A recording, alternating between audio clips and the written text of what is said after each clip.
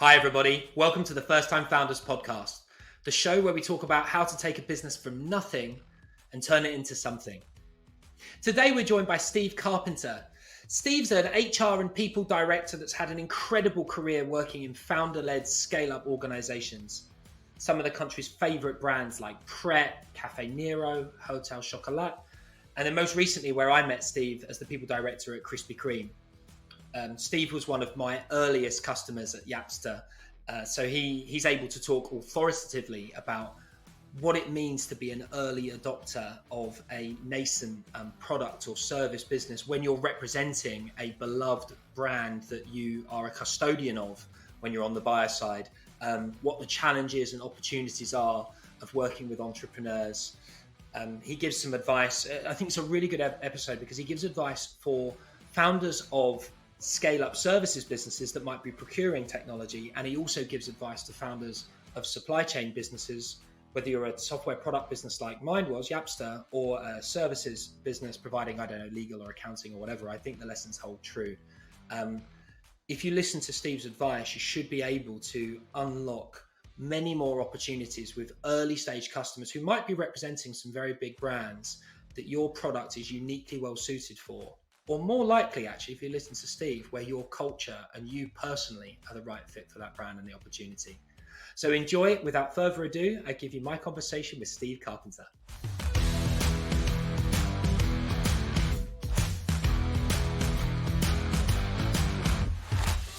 Steve, welcome to the First Time Founders podcast. Thank you so much for doing this. Oh, it's a pleasure, Rob. It's good to chat.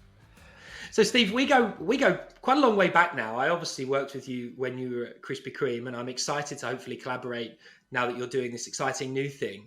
Would you mind just kicking off by telling those that maybe don't know you what you're doing now, and then maybe just work back a few roles so that people get a sense of why I'm so excited about this conversation? Yeah, absolutely. So in February this year, just a few months ago, I stepped out on my own. I've set up my own consultancy. I keep wanting to call it an HR consultancy, but that's too vague. So I'm really excited about sort of team effectiveness, team development, working in that arena. A bit of what's now called fractional leadership. So stepping in and helping businesses out when they can't afford a full-time director, but they need the expertise up there. So been doing that for a few months, loving it. Brings all of its challenges of being self-employed rather than working in-house. But it's been a great journey. But I've come on the back, I've stepped into this role on the back of having been really fortunate working for loads of really exciting brands. Obviously, Krispy Kreme, we talked about, and that's where we met. I was there for about 6 years. But if you've got a sweet tooth or you like food and drink, then I've been at Hotel Chocolat, Pret A Manger, Caffè Nero, TGI Fridays. So some really exciting, mostly food and beverage type places. But really exciting brands. And of course, now you are a founder yourself, but is it fair to say that your specialism is sort of partnering with founder-led businesses going through scale-up? Absolutely. I mean, pretty much all of the businesses I've worked for in the last 25 years have either been scaling up or in a couple of cases have scaled up and have failed and have been looking to try and fix their problems by sort of backtracking a little bit. So it's not been by design, but when I look back at it, I've just worked predominantly with founders or people who have been there in the early days, like Krispy Kreme, and behave like founders.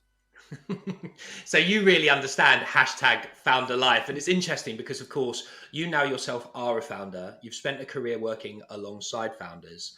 And today we're going to talk about buying products and services from founders. Yeah. So moving into that last one, and we'll get into talking about how you and I started working together. Yeah. But just at a high level, why do you like working with founders? I think there's an authenticity.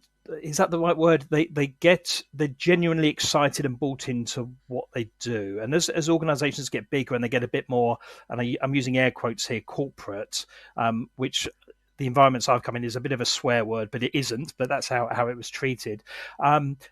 It tends to become more of a job or a career step or a way of earning money, whereas founders are passionate through and through about the organization, for good and bad. There's some really good parts of it and there's some downsides to that as well. But I do like that passion and that desire for things to be right for the right reasons, if that makes sense.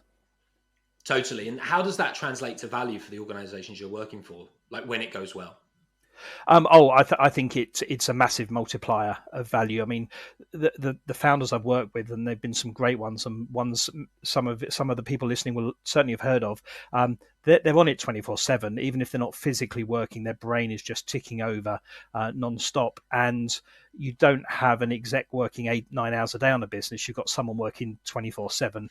On the business, and that has to have a multiplying effect. It might not be great for everyone's lives, but I think it's great for a business and for a brand.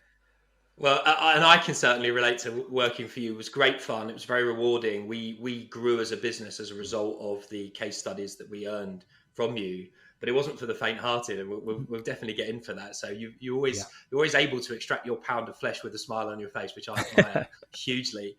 So let's go back to the beginning of the Yapster Krispy Kreme relationship. Now, of course, we won't betray any commercial or personal confidences, but I think we can talk at a high level to actually get into some quite interesting details of how that all came together. Should we start with, can you remember how you heard of Yapster or how we got onto your radar? I think it was a member of my team, Nikki, who worked with me, and she'd come from Sainsbury's actually, and she'd moved into Krispy Kreme. And I think she was a bit of a kind of a corporate rebel, wanted to be in something a bit more edgy and Krispy Kreme like. And she probably liked Yapster as a result of that as well. But she'd also seen the massive value of comms working well, because Sainsbury's, being a big business, would have had a good structure and system for comms. So she would have seen it working well and then wanted to help replicate it in a Krispy Kreme environment, but likes the smaller startup type organizations. And to be fair to her, to give her credit, she did a great job at, I don't know how she found you, but she did a great job at getting you and me to talk to each other. She was brilliant. Well, actually, what happened is we reached out to her on LinkedIn, and I think there's a really interesting lesson for listeners here, founder listeners, particularly very early in their journey. Yeah. My experience is that it's unusual to kind of create demand. Truly, what you're often doing is discovering latent demand. So what you've described there with Nikki is we reached out and said, "Hey, we're Yapster. We've built this secure messaging service for frontline people that don't have email." And it just so happened to hit her inbox, I think. I don't want to put words in her or your mouth, but at a time where she'd come from a big organization that was very communications focused. She'd just moved to Krispy Kreme wanting to make an impact. She could see that it had a wonderful culture and you'd done a very good job there, but there was just this maybe missing piece technologically to reach all of those folks. And I think we just landed in her inbox at the right time with the right sort of brand and vibe. And all she offered to do initially was just have a call just to hear what we had to say. But you have to, I might have sent 100 of those messages before I hit someone like Nikki that understood what we were trying to do without knowing us. Yes, I guess you have to. It's not purely a numbers game, but there's definitely a numbers game in there. You've got to hit the right people and then hope one of them, all the stars align for you. So I think it did in this case. Yeah, and what I would say is what you also have to remember as a founder is when you send those 100 notes, you have to remember that if 80, 85, 90 of those people are not ready or not interested, you really got to be careful not to burn your relationship. Because they may become ready later. And would you mind talking a bit about that before we move on? Because you must get prospected a lot. And I'm assuming some founders can really tarnish their brand before they ever get in front of you. I think, so if I can give a slightly different example, but it's a story I tell quite a lot, so I use it, that's okay. I used to go on this event on an annual basis, an HR forum, and they did it was 2 days, effectively of speed dating. It was 2 days of 30-minute sessions. It was free for us because it was being paid for by the suppliers. So there has an obligation, and that's how the game works. And you had dinner together and all that type of thing. And the majority of the suppliers appreciated that they had 30 minutes to make an impression on you that you stuck, so that when you were ready, if you became ready at some point in the future, you would touch base with them and pick up on them. There was a very small number that were like, we're sitting down having dinner and there's PowerPoint presentations coming out and they're almost looking for you to sign while you're having your dessert before you leave for the evening. Obviously those ones never got signed by me, but there were many cases of me talking to people 2, 3, 4 years after I'd first met them, because the need arose and they stuck in my mind as, oh, they're the right people, they're the right products. So it must be really tough. I mean, I'm a little bit on the other side now, obviously on a much smaller scale, but to have that patience to say, if there's not something there now, they could be in the future. I need to build both the long-term and the short-term business. So yeah, it's so important, isn't it, Rob? It's really difficult. I mean, I was relatively experienced by the time that COVID came along, and obviously we were focused mainly on retail and hospitality. Yeah. So our core markets basically closed, and I was going to say everlasting shame, but that's a bit dramatic. I still feel a bit ashamed of the way that I undertook prospecting during COVID. I knew in my heart that my target customers didn't want to hear from me often about buying something new. That didn't mean we couldn't do thought leadership and helpful, intelligent content, but we were trying to push the people through a sales funnel inorganically, and it didn't change our growth trajectory, and it did, I think, actually do a little bit of, not lasting, but a little bit of damage to our brand when we came out of COVID. People then did go into buying cycles, and I'd meet people at events and they'd say to me, "You're actually quite a nice guy. You seem really pushy on email." And I'd think, well, it's because I was dying of stress, worrying about keeping my company alive. And if the choice was maybe offending you and maybe, extending the runway and not having to think about redundancies, I'm obviously going to bias towards being a bit pushy. But I wish I didn't, because it didn't change the growth rate, and I should have had confidence in what I knew about being customer centric and meeting people kind of where they are and leading them gently to where you want them to be. Yeah, and I guess COVID was a horrible and hopefully one of a kind, unique situation for us to face. But it's okay building long-term relationships, but you want to be here to benefit from them. I guess in more normal times, which is every other time apart from COVID, certainly for our generation, it's not as stressful as that. But it must have been so tough for you and everyone else in that situation. Yeah, it was, but amazing learning experience. Okay, so we get the meeting for a cold outreach where we just happen to hit somebody that has a pre-existing sort of identified want. Can you remember the first meeting? I won't be offended if you can't. Or can you remember some early meetings? I can remember. First impression was. I can remember some early meetings. I'm not sure I can remember the specific one, because obviously you end up with loads, and I've always been quite open to meetings. Sometimes maybe to my detriment and tying up my diary a bit too much, but I do remember you, if that makes sense. And that's that. But I mean that in a complimentary way, because the personality is so important, because you can kind of get such a feel. To me, it's like interviewing. I've interviewed thousands and thousands of people in my career, being in HR, of course you do. And I think I wouldn't call it a sixth sense, but you start to develop the ability to go, this is an authentic person, this is a genuine person, this is the type of person that they are. And people do business with people, don't they? I mean, I wasn't looking for the best terms. I wasn't looking for the whatever. I was looking for the right type of people to work with, because you can build on that from that. So I do remember you, but I mean it positively, Rob. Take it in the right light.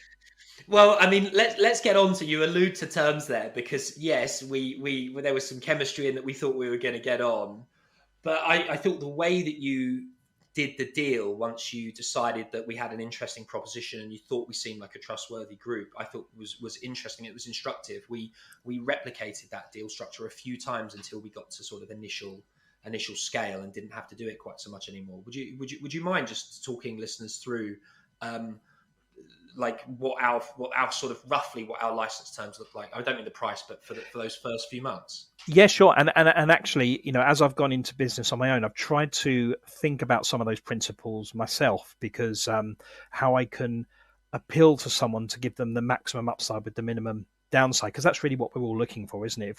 If I tied into something that turned out to be a dud, then I've not only got to deal with that from a budget point of view, but there's a reputational piece that comes along with that as well. So I think from memory, I'll say we, because we must have worked together on this, Rob. I'm not going to say I drove a hard bargain. Maybe you think otherwise, but I think we had some sort of deal that was, I'm going to give you a chance to impress part of our business. Obviously, I'll pay for that, but I want to be able to get away from this if I don't think it's going to go in the right direction. So I think we had a kind of a no tie-in sort of trial period, which for me was brilliant, because it was a little bit of investment. You had a chance to impress, probably kept you on your toes, because you knew the deal wasn't done and dusted and you could just move on to the next thing. But I got to see you in action, see how some of my business responded to it, and then if I wasn't happy, I could just kind of dust myself down and walk away without you having committed. But so from my point of view, it felt like a brilliant deal. I guess holistically, it might have been a bit more one-sided than.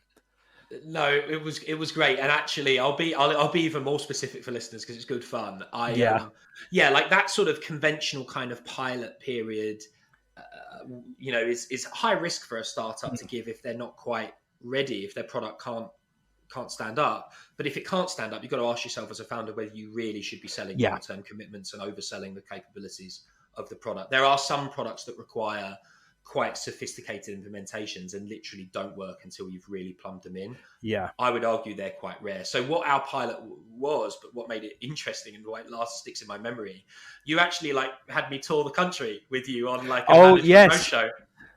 And it was that winter that was halfway through we had to cancel the roadshow, didn't we, because the snow. I remember that. So I think we had 5 roadshows around the country. And we were in Edinburgh, weren't we, with a fantastic view of Edinburgh Castle on day 3 or something like that. And you could just see we're presenting, and at the corner of our eye was this snow beginning to get heavier and heavier. And Nikki, I'm gonna put Nikki on the spot here. Nikki had decided that the best way to tour the country was by minibus, certainly for the Krispy Kreme folks. So everybody hated Nikki at that moment because we had to get to Nottingham in heavy snow. But yes, so I think. It was great because it wasn't Nikki and I and some of our team trying to sell the product to the guys that were really going to benefit from it, the frontline, what we call frontline Krispy Kremers. It was you talking directly to them and them talking directly to you, and they could see your enthusiasm. You could answer questions directly. They could see that it was a genuine product rather than some sort of HR, toy that we just had a bit of favoritism for. But you had banners made up and everything. You committed quite a lot to that. It was like being a politician, honestly. I felt like I was doing a national tour, kissing babies and shaking hands. And of course, because the promise of the product was it's going to connect your frontline people that are difficult for you to reach. You were right to put it to the test and say, well, are people going to adopt this? Are they going to download it, log in, embrace it, communicate with each other, share meaningful content? And because it was quite early in our journey, I was thinking, well, I believe so, but I don't really know. Yeah. And so I remember every time we turned up to one of those events, and you're right, pissed off executives because Nikki dragged them overnight in a transit van, and snowing. And of course, you've got national distribution of donuts. So road closures is actually a thing operationally. Our product was ready, but it was still evolving. So there were new features that were coming, but that were not quite there yet, that we had to talk to colleagues about, so that we could say, look, it's good enough as it is, but this is actually what it's going to be, and I want you to come on this journey with me. And it was chaos, but it was wonderful. And I think what I think came through from the colleagues was they just wanted to, because it was a hardcore operating business, and in businesses like that, things go wrong all the time. So it's not like there's a culture of lack of forgiveness. What there is a culture of is intolerance for lack of accountability, lack of being willing to stand up and say, I've got this. It's not working now, but it will be working, and I am the person that will make it work for you. I think what's interesting when I look back on the journey, if your culture had been different and there was really no way for me to know what your culture was when we signed those terms and I agreed to do that roadshow, that could have fallen really flat. And in that case, it would have been pretty embarrassing. And I wonder then what the trajectory for Yapster might have looked like if I might have shied away from doing that again. We wouldn't have got the case studies compounded. But I think the lesson for other founders listening is invest in your product hardcore, understand who you are, try and find customers who buy into both the product and you as a cultural fit. So don't lie to each other. Yeah. And if you do those things, then when you're given an opportunity like that, it is more likely to not fail. Is that fair? Absolutely. And I think the fact that so many Krispy Kremers didn't just see Yapster as a product, they saw Yapster and Rob and whoever came with you as part of the package. It became a very human kind of emotion and connection, not just a product thing. I think the other thing that's really interesting, and I'm just reflecting on this now with the way we kickstarted it, there was there's been other products, and this point applies to products where you need lots of people in your organization to sign up. Because remember, we were trying to move people away from the sort of the more publicly available comms platforms because we wanted to bring them into a kind of a Krispy Kreme platform, not for any nefarious reasons. It was just the right thing to do, and GDPR and many other things as well. But getting people to sign up is the hardest thing. When you've got them in a room and say, get your phones out, here's the link you need to go to. It was almost like it made it so easy, because once people have got the app and they're signed up to it, they're going to use it. That's the hardest block over. So I think there was the personality piece, the relationship, and seeing that it was a human behind this and not just a product. And then the practical, we can get people signed up now and get them doing stuff with it now live in the meeting. So lots and lots of benefits to that approach in hindsight. I don't think either of us really went into it with that as a clear plan. I think we just had a bit of an instinct, didn't we, that it would play through in the right way, and it did. Yeah, I think that's right. No, just super fond memories. So, Steve, can I ask you a question? A slight departure, but it's sort of related. How do you think about customer concentration? Like when you pick a vendor and it's relatively early in their journey, how do you think about being potentially quite a big percentage of their revenue or customer population? Oh, one of the approaches I've deliberately taken, certainly with Yapster and a few other suppliers, I've learned this sort of midway through my career, and I think it comes from working with kind of those entrepreneurial type leaders, CEOs and founders, etc. is I want to, if we think about the Pareto principle, the 80-20 theory, I want to be part of the 20%. I want to be part of one of them. I don't want to be the only client, because then you kind of go, that's a little bit of an unhealthy relationship. But I don't want to be part of the 1%. I've made that mistake a few times before, where you think, I'll go for a big provider. They know what they're talking about. It's tried and tested. It'll just work. But you're just another line on their, relationship system, CRM system. I want to be big enough that the vendor wants to really keep me happy. I want to be that important to their business, even if there's some compromise on that, as in the product's evolving or there's some other things. But I just want to be so important to them that they have to look after me. Really, really important. I'd rather be, 20% of their business than 1% of their business, and therefore have a smaller business to work with. And what sort of things can you, don't name any names, but what sort of things have you had founder-led organizations do for you that you suspect they might not have done had you been 1% or less of their customer base?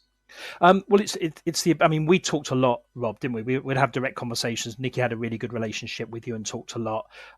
Other members of Krispy Kreme, there's some great, I'm thinking of Matt in particular, who would spend a lot of time talking directly to you.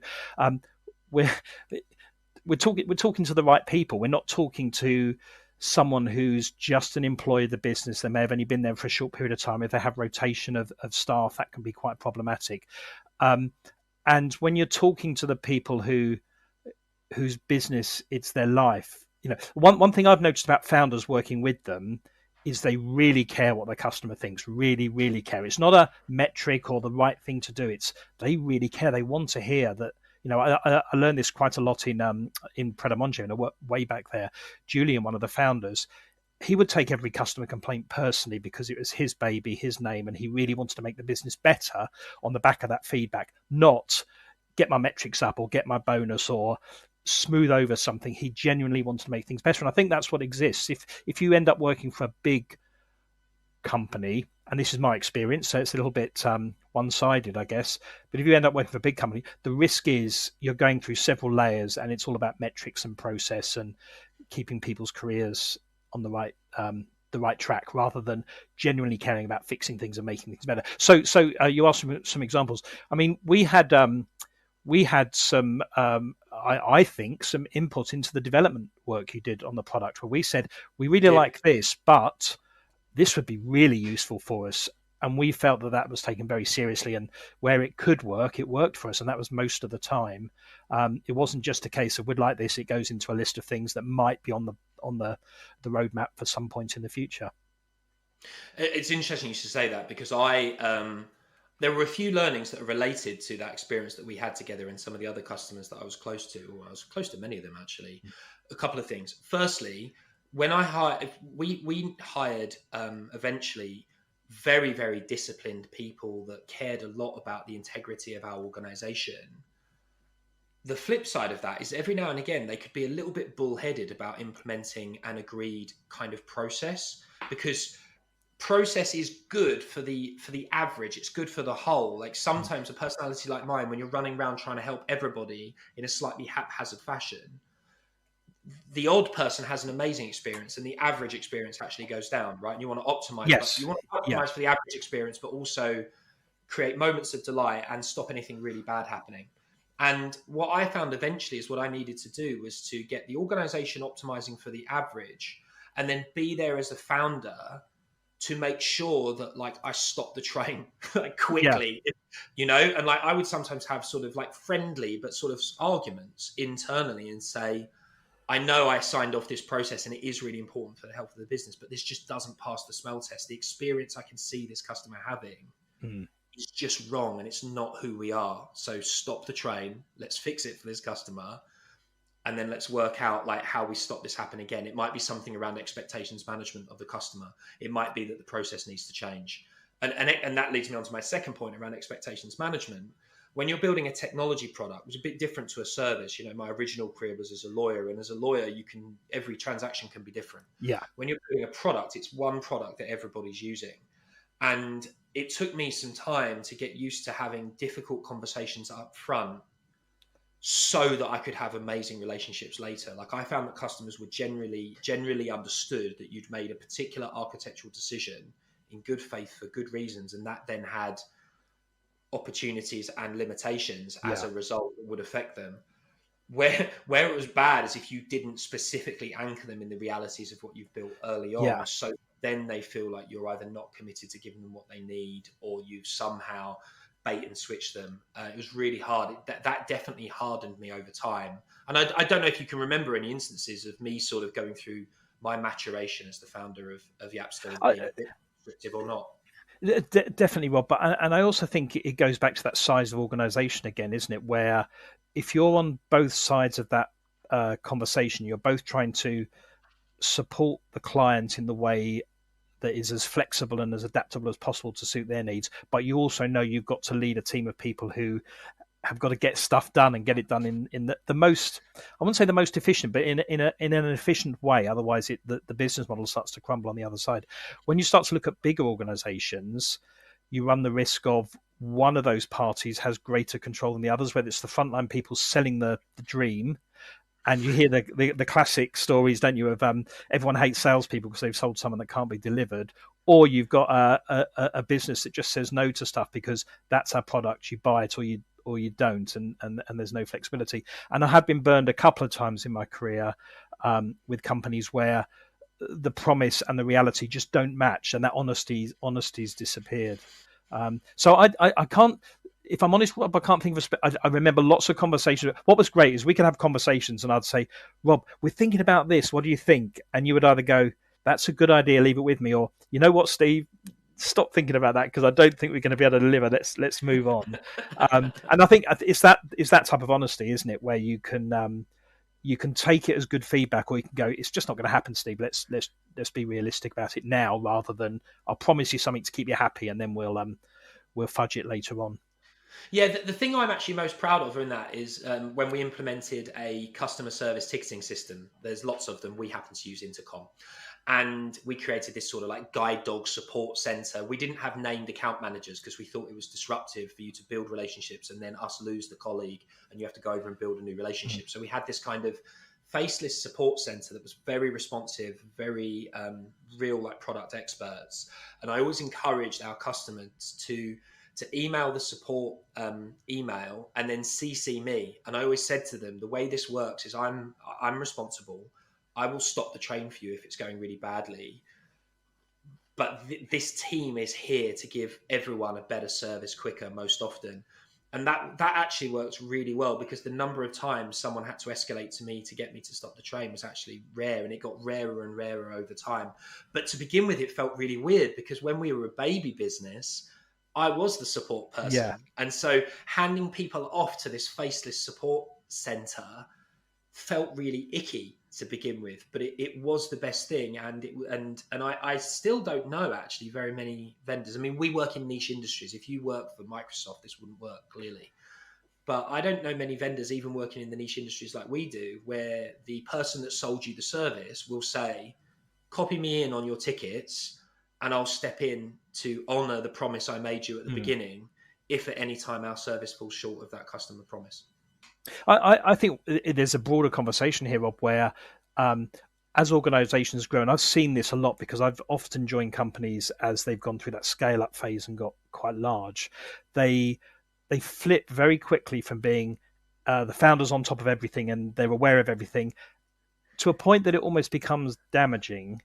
And then they swing the other way where there's a massive sort of wall between what's going on in the business and what the founder is aware of. They still want to know, they just don't get to know.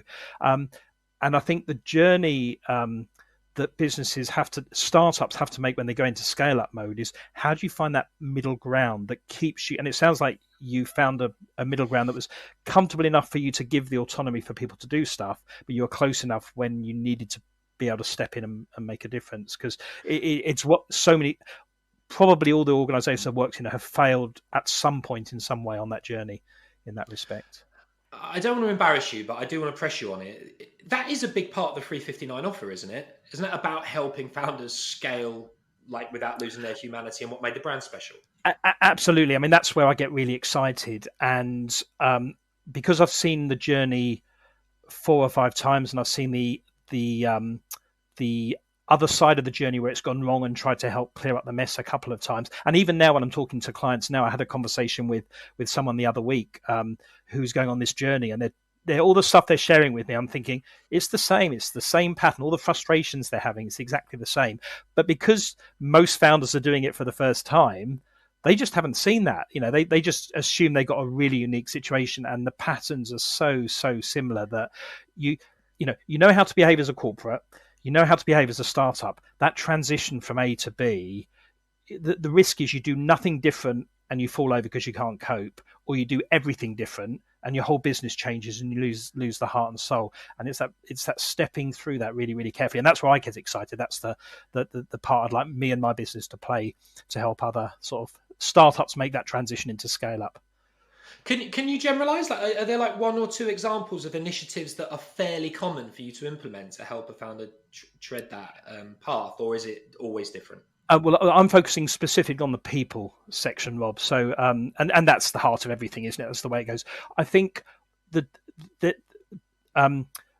one of the mistakes people make is they make a binary choice over, do I hold on to the people who've been loyal to me and gone through all the hard graft years and take them into the journey of the future?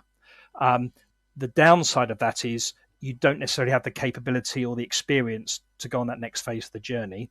Or do I get rid of all of those or promote people, parachute people in above them and bring in experience from the outside? And the downside of that is you quickly flip over from being all hands on deck, we just get through this and make this work because we love it, to no, it's a job now. We've got to be professional. We've got to be corporate. And the trick is to try and steer through that, where you're developing your people on the journey so they're ready for it. You do bring in some people from the outside, but they've got to understand they're coming into a scale up, not into another corporate, so they can't come in with the same expectations. When you're in a startup and laptops don't work, that's part of life because you're a small business and you do it yourself. When you're in a corporate, you just hand it in and you get another one. When you get corporate people coming into a startup going, where's my fully functioning laptop? Well, here's a laptop. So you've got to have the right mindsets, and you've got to find a way of blending the two and then making sure that those two parts don't fight each other, where the new guys don't like the old guys because they're old school and they can't change their thinking, and the old school don't like the new guys because they're upstarts and want to ruin the business. That's if the founder or the person at the lead in the lead role did one thing, that was find that blend of getting the right team to blend. You bring in the right new stuff, but you keep the old blood and develop them as well through. And if you can find that middle ground, you got a good chance of making a smooth transition. If you go one extreme or the other, you're going to hit a roadblock at somewhere along the way. I can see why you're so energized about it. It's great to see, given all of the different ways that you've engaged with founders through your career, this it's easy to see just how much value you can add in that type of situation. If people listen to this and have enjoyed it, and they're maybe not necessarily on the supplier side like me, but are actually more in the kind of the scale up client side of your sort of equation, what's the easiest way for them to find you, Steve? Probably LinkedIn. I think that's the main. I'm on there quite a lot, so you might even get bored of some of the stuff I'm putting on there because I'm using it. LinkedIn is brilliant from that point of view. So you look me up. There's a few people with the same name as me, but if you look for a nice bright green background, that's my kind of branding. Or I do have a website. It's 359. So the word 3 and the numbers 5 and 9.co.uk. They're the best two ways. Amazing. Well, we'll put those links in the show notes. Steve, thank you so much for being so generous with your time and insights on this. I've loved it, and I know other people will. Brilliant. I really enjoyed it, Rob. Thanks a lot.